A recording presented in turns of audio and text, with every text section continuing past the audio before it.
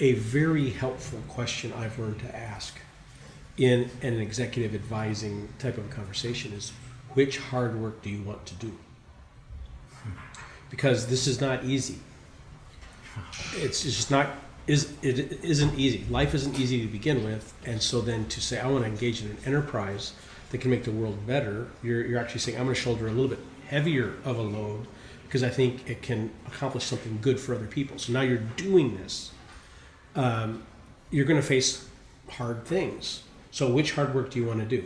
The hard work of pretending, which might get more of a temporary relief, or the hard work of unloading, which builds relief over the long term because you're not carrying all that burden and the accumulation of postponing the work. So it's which one? Which problem set do you want to live with?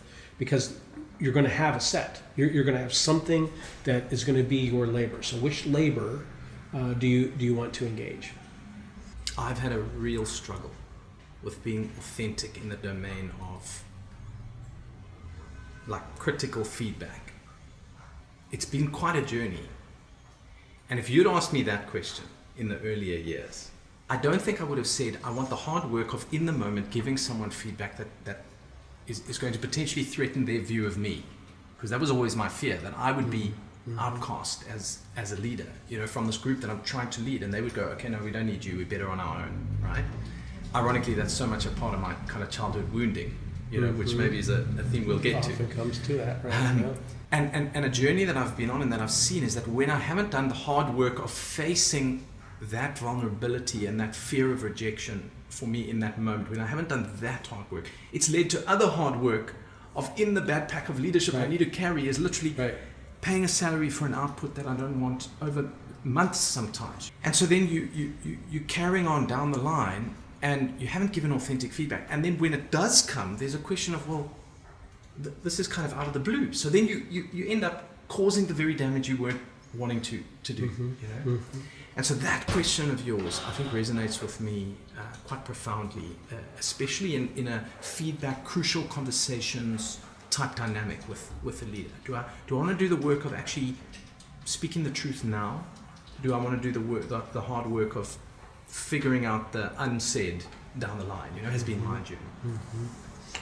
As you began that, I could see your face soften, but you were really feeling that, and I feel it with you.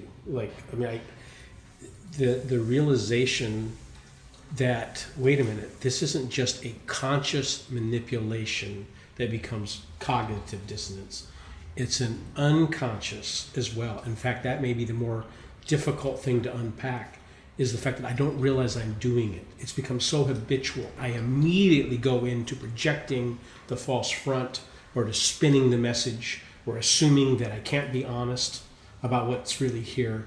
And so I don't know I'm doing it until I am faced with the fact that I'm doing it, and I can suddenly see it. And it's devastating.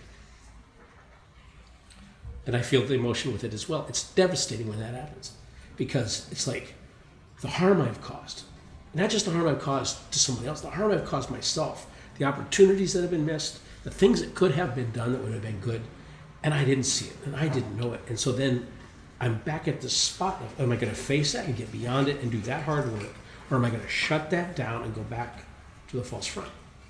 And time again, it feels easier in the moment to go to the false front. It helps me get out of this moment, as opposed to sitting with it, observing it, letting it pass, and then beginning to say, well, I'm not a failure, but here's an area where I have failed. So now, what will I do differently? What's the next step? What's a thing? And that is a work.